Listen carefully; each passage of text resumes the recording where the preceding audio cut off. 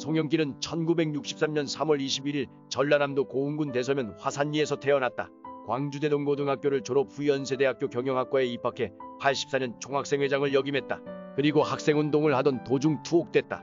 출소 후에는 김대중 전 대통령과 동교동으로부터 정치 입문 제의를 받았지만 거절했다.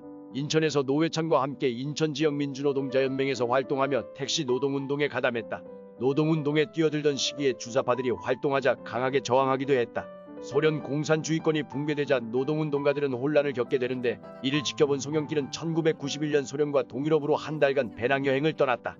여행을 다녀온 송영길은 노동운동 활동보다 변호사 자격이 노동자들에게 도움을 줄 수 있다는 생각으로 제도 내 개혁에 뛰어들기로 결심했다고 한다. 1994년 송영길은 2년간 사법시험을 준비한 끝에 36회 사법시험에 합격했다. 사법연수원을 마친 1997년에는 다시 인천으로 내려가 인권변호사로서 지역운동을 했다. 1990년대 후반부에 이른바 젊은 정치인 수혈에 따른 386 정치인들의 등장 무렵에 첫 주자로 나서게 되었다. 바로 1999년 재보궐선거에서 새정치국민회의의 공천을 받아 인천 강화, 계양갑 지역에 출마했다. 정계에 데뷔한 송영길이었으나 당시 김대중 정부의 온노비 사건 등으로 인해 불리하게 선거 과정이 전개되면서 안상수에게 석패했다. 하지만 16대 총선 이후 강화군이 서구와 합부되면서 이번에는 계양구 지역구로 재도전하여 재보궐선거에서 만났던 안상수 상대로 서력에 성공하며 국회 입성에 성공했다. 그 뒤 17대, 18대, 20대, 21대 선거에서 승리하며 5선 의원고지에 올랐다. 1981년 인천이 직할시로 승격된 후 한 지역구에서 5선 이상 승리한 의원은 송영길이 유일하다. 또한 인천시장, 최고위원 등을 역임했고 현재는 더불어민주당 당대표로서 활약하고 있다.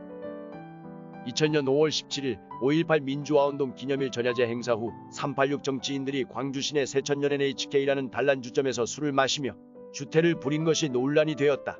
임수경은 송영길은 여종업원 어깨를 붙잡고 노래를 불렀고 시인 박노해는 여종업원을 껴안고 블루스 춤을 추고 있었고 김민석은 양쪽에 여종업원을 앉혀두고 수작을 하고 있었다. 라고 증언하였다.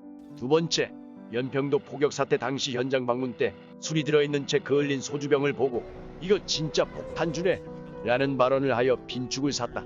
해당 발언도 발언이지만 더욱 어처구니 없는 것은 송영길 측의 엉뚱한 해명이었는데 분명 송영길이 이거 진짜 폭탄주네 라고 자기 입으로 말하면서 웃는 소리까지 다 동영상에 찍혔는데도 처음에는 폭탄주라는 말을 쓴 적 없고 그을린 술병을 보고서 폭탄이 떨어진 술이 돼버렸다.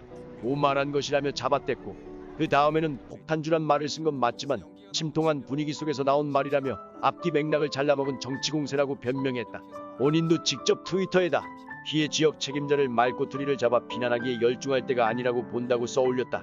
이후에도 연평도 포격 사태는 호국훈련이 북한을 자극했다는 망언을 했다. 마지막, 더불어민주당 송영길 소녀원 의원이 2017년 7월 23일 타계한 일본군 위안부 피해자 고 김군자 할머니 장례식장에서 찍은 사진이 논란이 되었다. 두 의원은 10여 명의 일행들과 함께 장례식장에서 양손에 엄지손가락을 치켜 올리고 웃는 표정으로 포즈를 취한 채 사진을 찍었는데 이에 대해 적절치 않았다는 비판의 목소리가 나왔다. 비판이 거세지자 송영길은 자신의 페이스북에 사과문을 올렸다. 쉐보레 트레일블레이저를 개인적으로 구매하여 자가용으로 사용하고 있다. 부인도 지난 2017년 쉐보레 크루즈를 구매하는 등 한국 GM 차량을 애용한다고 한다. 그 이전에도 GM 데울 라세티를 구매해 자가용으로 이용하기도 하는 등 그 경력이 오래되었다고 한다. 인천 유나이티드 구단주 시절 팀 선수였던 이천수하고는 각별한 사이인데 이천수가 집에도 방문할 정도라고 한다. 2018년 8월 더불어민주당 전당대회에서는 이천수가 송영길을 당대표 후보로 지지하며 대의원과 당원들에게 지지를 호소하기도 하였으며 21대 총선을 앞두고는 더불어시민당 선거대책위원회 출범식 참석해 유세의 힘을 보태기도 했다. 본인 포함 6남매 중 4명이 고시에 합격자라 화제가 된 바 있다. 근영 송하성은 제22회 행정고시에 합격하여 공정거래위원회 심판관리관을 역임하고 경기대학교 교수가 되었으며 그의 아들 역시 판사로 근무하고 있다. 둘째 영송영천은 제23회 사법시험에 합격하여 서울고등법원 부장판사를 역임하고 변호사 개업을 했다. 여동생 송경희도 제39회 행정고시에 합격하여 2018년 현재 과학기술정보통신부 국제협력총괄 담당관으로 재직 중이다. 신장이 185cm 정도인데다 어깨도 넓고 팔다리도 길어서 여러 정치인들과 함께 서 있을 때는 압도적인 체격으로 인한 보스를 자랑한다. 살이 쪄서 큰 게 아니라 근대형이다. 게다가 손도 크고 힘도 강하고 목소리도 굵어서 전형적인 장사형 인물이다. 그래서 그의 소시적 별명이 황소였다고 한다. 21대 대선에서의 잠룡으로 분류되고 있는데 비록 후순위이긴 하나 대권 잠룡으로 분류는 될 만큼 정치 경력은 상당하다.